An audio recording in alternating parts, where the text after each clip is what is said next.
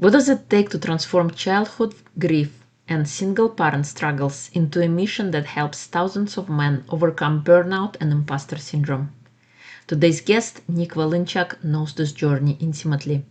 Growing up, watching his father battle challenges in a single parent home, Nick turned pain into purpose, becoming a motivational speaker and a founder of a project dedicated to helping men thrive, not just survive. Whether you're a single parent wondering if you are doing enough, or someone battling self-doubt, Nick's story will remind you that your struggles could become your greatest strengths. Welcome to Single Parent Success Stories, a podcast designed to inspire single parents. Here you'll find resources from self-care to finances to parenting and everything in between. Discover what it takes to thrive. Let the stories inspire you to what is possible.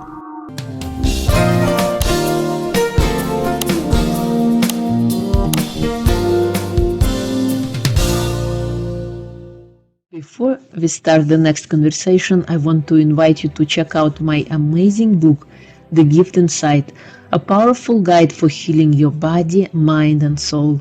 Reclaim your strengths and awaken your true potential. Whether you are navigating heartbreak or simply seeking deeper fulfillment, this book offers the tools to turn your struggles into triumphs. It is time to unlock the gift within you. Available now on Amazon, or you can check it out on my website www.irinashehovtsov.com. Hello and welcome to Single Parent Success Stories. Today we have a special guest, Nick Volinchak. I met Nick at MIT just this month, actually, a couple of weeks ago. It's a pleasure to have Nick here. He's a speaker and founder of the Shift Project. He helps professional men overcome silent burnout, imposter syndrome, and midlife stagnation. From addiction and homelessness to building a thriving agency and speaking at MIT, Nick's story is rooted in perseverance. With over a decade in men's development, he delivers grounded insight and honest strategy for those ready to stop coasting and start leading their lives with clarity, strength, and purpose. And Nick also has grown up in a single-parent home, so this is why he is here. Welcome, Nick. It is a pleasure to have you. Yeah, thanks so much for that introduction, Irina. I mean, it makes me feel like an adult, a professional, like I might be an expert someday. But before we get started, in honor of my late friend, Sweet and Sour Larry Sweeney, I just have one question to ask you today. Is Nick Volinchak looking good today or what? That's gonna be my catchphrase. I'm gonna say it every time I open anything up. It pays homage to someone who had an impact on my life. But yeah, I'm just excited to be here after hearing your speech at MIT as well, and knowing that your mission is really to help some of the same people that helped me be able to try to have some kind of a normal life as a child is really something that I can get behind. So I'm excited to be here to talk with you and excited about what you're doing as well. Thank you. Thank you so much. So please share with us your growing up, your experiences in a single-parent home. It was interesting, to say the least. You know, so for a little bit of context, I was living what I think most people would have called like the American dream in the early 90s, which was my dad went to work, my mom stayed home and took care of the house and kids. You know, myself, my brother, and my sister, they were twins about 4 years behind me. And I played baseball, I played soccer, I had friends in the neighborhood, I had friends at school. You know, I had things that I liked. It was just what you'd consider to be an absolutely average American dream type upbringing. And we took our first family vacation to Niagara Falls in Labor Day weekend of 1992. And great fun time, you know, all together doing things. And when we got back a few days after that, in fact, one of my earliest childhood memories is actually driving back and seeing the Welcome to Ohio sign. I can remember coming back from the trip. And then my mom went to her brother's house a couple weeks later, and they were getting up to go to lunch, and she physically tried to stand up and couldn't. And, you know, we thought, like, well, gout runs in our family. She could be having a flare-up. She called the doctor, and the doctor was like, yeah, it's not really one of those things you can come into the office and we can figure out if it's gout or not. You need to go get tests done. And so she went to the hospital, and by that night, we knew that my mom was terminal with cancer, and it was just a, upheaval of our lives.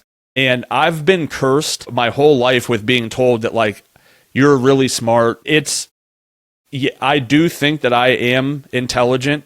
I think when you hear that as a kid, and you hear it often, it sometimes starts to build unrealistic expectations for your life. But I knew that this was the end. I knew my mom was going to die. And it really took our lives from a point where it was, American dream to American nightmare. And that's really what it became, because by October 25th, she passed. And so we're talking about probably at most about a 5-week illness, most likely a 4-week illness. And everything changed at home. My dad couldn't cope. I couldn't cope. I tried to cope, but when you're 8 going on 9, there's only so much you can do. So yeah, I think there were a lot of situations of physical abuse, emotional abuse, having to sit up late at night and not be able to go to sleep because I could hear my father, who's 6'2", 225, big guy, not as big as I am. I let him know that all the time. Not as big as I am, but still hearing him in his bedroom just wailing himself to sleep every night. So it wasn't great. It was that was a very traumatic period of life for me, for sure. Yeah, I'm so sorry about your mom. And it must have been difficult, especially at a young age as you were at 8 years old, to lose the stability, to lose the care and the hope and the love and attention that you were getting. If you were to go back in the past, what do you wish your dad did differently? So as my dad has gotten older, we've talked about it a little bit. He's especially talked about it with my wife and my sister-in-law, that he wishes he would have worked through his own stuff and would have been able to be a parent. What I can say about my dad is that we never had to worry about a roof over our head. We never had to worry about food on the table. And those two things ended up becoming especially impactful for me as I went through my addiction journey into homelessness. But we've talked about it a lot, and he's very understanding of what he did and where he failed as a parent. And you could definitely see him as a grandparent to some extent trying to make up for those mistakes that he knows he made. But I don't hold anything against him. He had a very traumatic situation. He lost his brother to gun violence. Almost 10 years to the date that this happened with my mother.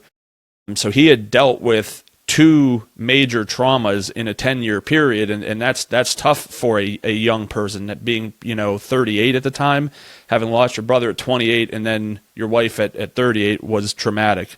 And so one thing I wish I had done, and this isn't a Stockholm syndrome type thing, but I do wish I would have recognized more and been willing to understand that he was also going through it. And this was at a point in time where men couldn't raise their hand to be like, listen, I'm having problems, I need someone to talk to. You would be looked at as weak, and it just wasn't something that was part of the culture then. So I think I wish I would have been able to go a little easier on him and remember that while we lost our mother, he also lost his life partner and the person he loved. Yeah, totally. I know nowadays is more accepting of men expressing their feelings and dealing, because we're all human in the end of the day. We all have emotions and we all have difficult situations, and it's important to let those things be known and to process, to work through them one by one. What kind of advice would you share to single parents who are raising kids alone? What would you want them to know? Yeah, I think that's God bless you, because it's definitely harder to have to deal with that in 2025 than it even was in 1992 or 1995 and all those years we were growing up. There's so much more accessibility to everything. I think that the easiest thing to tell the kids is that to give your parents a break, for the parent side of things, it's you have to remember that you are now the everything to your kid or kids, because they don't have that other parent where they can go, mom or dad said, no, let me go talk to the other one. You're it. And I think it's a whole different, the relationship is so different because mom can't be dad, dad can't be mom. Those are a lot of times very different types of personalities, different types of responsibilities in terms of like, you know, a multitude of things. I think in a good family household, you have two people who are able to give a child 100% of the emotional attention that they need, and it's tough to put that at 100% on just one person. But you still have to try to pressure hardest because the kids are looking at you and they're looking at you for strength. They're looking at you for guidance. They're looking at you to be an example of what they should be in life and how they should act as a good person. So I think that's kind of the advice I'd have from that perspective for single parents. Totally. Agree with you. Yes, and it is the brand I call. You get to see the good, the bad, and the ugly, and you're the only one to hold the fort. So I think it's important to take care of our own mental health and having the kind of pressure relief valve so that we show up better for our kids. How did your experiences, your early experiences with grief, how did they shape and how you show up now as a father? You know, I was going to kind of add on to that statement, and I'm glad I stopped, because I think that I have been able to see the things that my dad did well and really make sure I'm living up to that same standard, making sure that my kid doesn't have to worry, because the last thing a child should have to do is worry about bare necessities in life. And there are way too many out there that do have that worry. And then I look at the things that my dad did poorly, and I make sure to not repeat those, right? I think one of the most wonderful things about history just in general is that we can see as humans, as we evolve, the way we make mistakes and have the understanding and ability to change our future moving forward. And I think that's very powerful, and I think about that all the time. And it's not like I still yell at my son, and it's usually when I yell at him, it is a reaction to my own stress and nothing that he did, you know? And so I have to catch myself in those points saying, you're just reliving the history that you went through. So, and then I also take in a lot of what my aunts, my grandmas, my female cousins, and how they raised me, and raised me with compassion but sternness, and, you know, make sure that I'm preparing myself. Like, I don't think anything would ever happen to my wife, but you don't get to choose the cards life deals you, right? So you may pick up a card and it might be the worst possible situation. I want to try to be the best person I can, so that if God forbid anything happened, I know that I would be mentally prepared as I could be to be the everything for my son. Wow. Yes, thank you. You're so right. What do you think is the most important trait to instill in a child? I think it's respect for oneself, and going along with that, kind of being willing to have confidence in yourself, because this world will absolutely eat you up. If you provide yourself as a pathway for people to walk over, they will absolutely walk over you any and every chance that they get. So you have to know that you're worth it as a kid, that you can be whatever you want to be.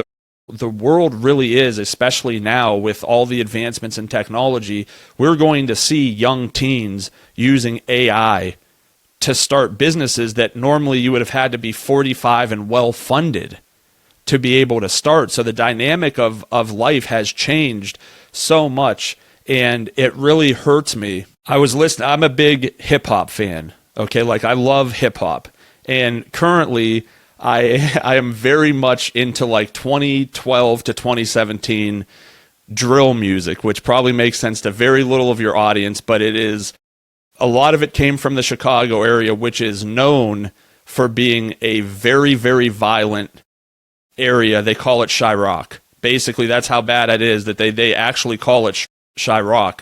And there's a song by an artist named Lil Durk. And in the song, he talks about, I know there's kids that want to hurt themselves. And think about that for a second. That's where we are as a society, where we have, life is so amazing that I don't have to go to a video store to rent a video anymore. I could click Netflix, and even if I can't, I could go to Prime, boom, buy it. $7.99, rent it, and watch my movie. But just for all the good we have all the bad too, where people are getting cyberbullied into committing suicide. You know, like it's not all rainbows and bunny rabbits for kids these days. There's a lot of external threats that we haven't had to deal with. And so if you don't have that respect for yourself and you don't have confidence in yourself, you could run into a situation where people are putting you in a position to where you feel like there's no way out. And so that's why I think that's so important for kids to believe in themselves, know that every kid out there has a future. You could do amazing. Everybody has a gift in this lifetime, and sometimes you have to dig to find out what it is, but just keep digging and keep going. Thank you. You're so right. Yes. With advent of technology, we are so connected on the phone, but we are so disconnected as humans. It's a different world we live in now versus when we were growing up, when we were kids. What is your superpower if you had to pick one? Like, what would my superpower be if I could have any superpower? Yes. I don't know if this counts, because I think most people would be like, well, I'd be invisible, or I'd like to fly. I would just like my superpower to be peacemaker. You know, I'd really like to be able to go into any situation and make people find a middle ground. And that's not what we have right now. You know, right now everybody has their belief system. And we've gotten to the point where, like, think about growing up. I mean, I would sit down and, you know, it was a well-known phrase that you don't talk religion or politics. Well, we stopped talking about that, and now no one can even have a conversation with someone who believes something differently in them, because we've never had to talk to each other about it. So you just believe what you believe. And so discourse is key in a society being able to move ahead. And so, yeah, I'd just rather be able to be a part of that discourse, to be able to make a positive change, and to try to be a peacemaker. Yes, I love it. Thank you. How did your early experience, like growing up in a single parent home, did that had any effect, or when you were picking out the career choices, who do you want to be? Interesting. No. And I say it's interesting because my brother has always loved my dad, like, to a sometimes curious level, to where he's followed in his footstep all the way, went into the elevator industry. I have always been more of a rogue agent, a do what I want to do when I want to do it type person. Sometimes that good, sometimes not so much. But I actually, when I went to make my first career choice in my mid-20s when I was getting ready to start college, I went online and just searched top expected paying jobs in the next 10 years. And then went through each job and was like, does this seem like something that I have interest in, or would be, you know, to go along with my skill set? And just kept going down until I found accountant. And I was like, hey, I like numbers, I like money, I like the thinking behind it. And so that's the path I chose. And having graduated with a degree in accounting from Youngstown State University, I could proudly say that I spent exactly 0 minutes of my adult life practicing accounting. Life takes you in different paths, for sure. And so I, ended up going back into the entrepreneurship area, started my own marketing company, and I use accounting, but I've never practiced it to make a penny. I see. Cool. But it's awesome that, you said I am a rogue agent. It's good, that you picked a different path. We all have, like you said, we all have our own unique gifts, and it's up to us to find what those are. Was there a book that inspired your journey? Anything that kind of helped transform your life for the better that you can recommend? Yes. It was called The Heroin Diaries by Nikki Sixx. Nikki Sixx was the bassist of Motley Crue. Bassist, I want to say. Mick Mars guitar, Tommy Lee drums, Vince Neil. Yeah, he was the bassist for Motley Crue. And first of all, I was probably a few years out of active addiction when I read it, but it gave the perspective of someone who had everything in the world, all the money you could possibly want, and was sitting in his closet shooting up heroin. That was the choice that he made. And he wrote it while he was doing all of this and talked about his experiences. And frankly and honestly, I don't think I've talked to people who have gone through mental health, addiction, college courses and stuff like that. I can tell you they would have been better suited reading the Heroin Diaries, because it gives you the insight of what somebody is thinking and how far gone our minds can go.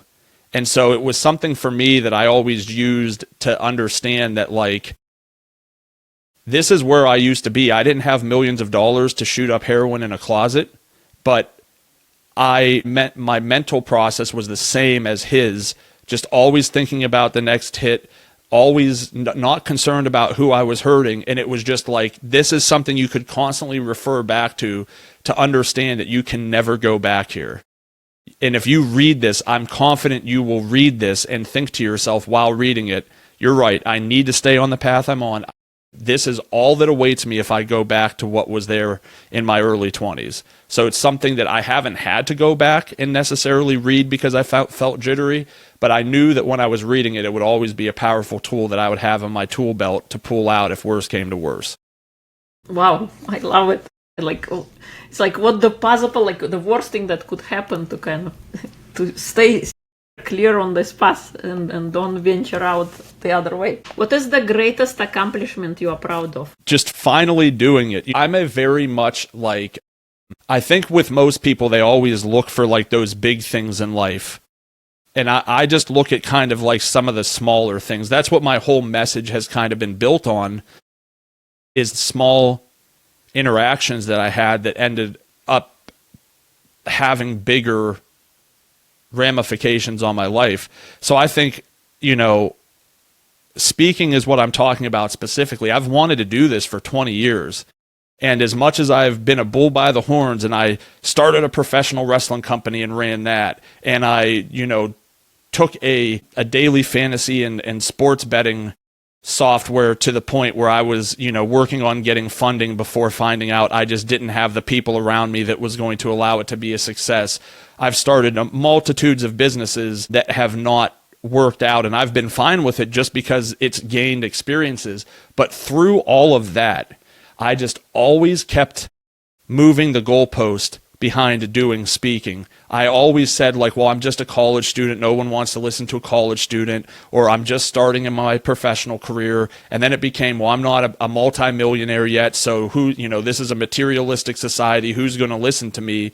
And then I finally just came home from vacation. I went to the mountains. I'm not a mountain guy. I'm a city guy. There's air conditioning. That's my idea of camping. I'll put a tent in my living room, go in the tent, there's air conditioning, can pop out and watch the TV. But there was just something so freeing about being in the mountains. And I came back and I just was like, I'm done. This is the thing that I've been wanting to do for so long, and I continuously push it off and I can't do it anymore. I'll be 65 and saying, well, no one wants to listen to me now. I'm an old fart sitting on the couch. I can't do it. So, and then also on top of that, I've taken this mindset that I call thriving, not surviving. And I'm sure somebody has used this before. I'm too lazy to go to the internet to actually look it up to see if it's something that someone else says. But I think for people like myself who tend to go through addiction programs, oftentimes you put a cap on like what you think you can do or what you want to do, because there's a little bit of fear inside you that if you do start to become successful or you do start to make more money or a lot of money, that might be a trigger for you to go back to the way you used to be. And so a lot of these people will limit themselves. I've kind of taken the opposite perspective and been like, listen, I should have died 2, 3, 4, 5, 6, 12, 15 different times. I'm lucky to be alive. I want to thrive and just continue to try to do every single thing I want to do so that when my number is called, I will be satisfied in knowing I tried to do everything I wanted to do, and there was no stone left unturned in me trying to find my purpose on this earth. Oh, I love it. I love it. Because I call it the cemetery, they say, is the richest place on earth. It's where ideas go to die. Kudos to you to, taking the chance and doing the different things, because who knows? We don't know how many days we have left. We don't know, but with every moment we get to experience and discover whatever that gift is and whatever that dream is. Speaking of dreams, when you were little, who did you want to be when you grew up? That's a good question. There were a few different people. My first love in life was baseball. And I was a really, really good baseball player. I can still hit very well. I've still got a very keen eye. And unfortunately, right after my mom passed, I had an unfortunate interaction with my Little League coach where he said something to me. And I was very emotionally unstable at the time. And so I fired back at him and basically just quit. But there was a guy who played for the Cleveland Indians named Albert Bell. Albert Bell was an interesting human being. He once, trick-or-treaters came to his house and he refused them and they threw eggs at his house and he proceeded to chase them down with his car. So maybe not the best role model, but as a baseball player, man, he was the first person in like 1995 to have a 50 double, 50 home run season. He was screwed out of the MVP award that year because of his off-field behavior, and he would constantly get into arguments with the people who voted in the MVP race. But I just saw a guy who was so good at what he did, and that is what I always admired. But I loved professional wrestling. That ended up becoming my biggest passion from probably like 8 until 17 years old or so. And I always loved the bad guys. Everyone I knew loved Hulk Hogan. Rest in peace to Hulk Hogan. He just recently passed away. But I loved this guy named Mr. Perfect. His character was a cocky bad guy, thought he was perfect. And I was just like, man.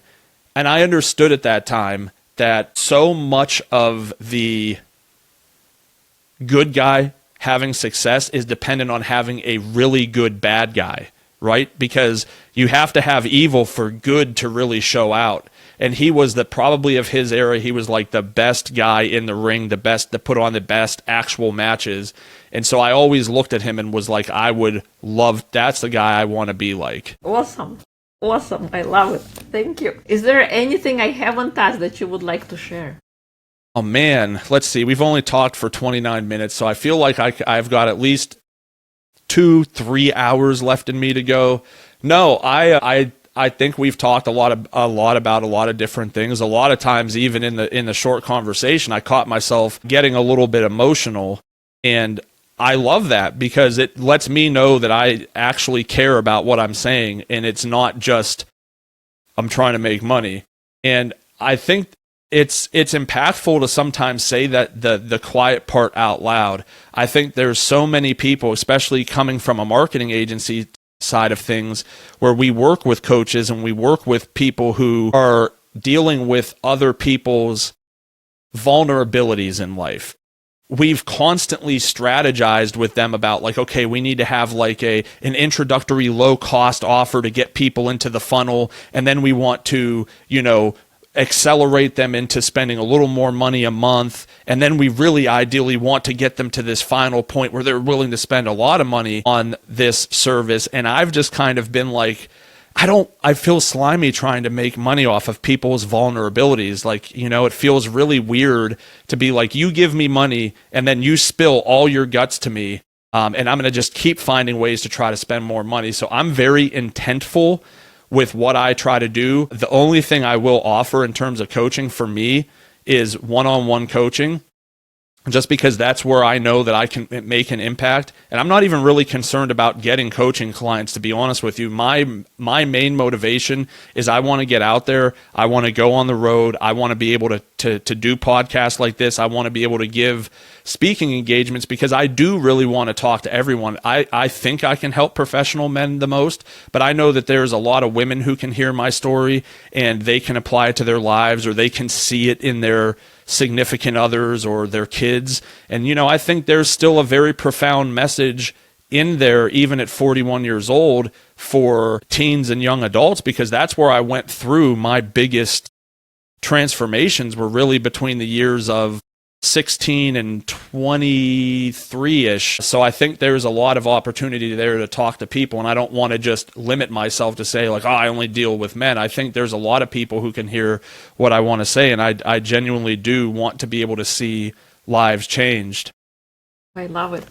And I loved your speech, and you are right, because there are certain points that I was relating as well to what you were speaking about. At any point in life, your story could be a page in someone else's survival guide when they're going through things. Oftentimes we think that the thing we are dealing with is we are the only ones, but there are so many others that are silently praying, or they cannot speak out about it because they don't know maybe how to express themselves, or they feel vulnerable or guilty or shameful.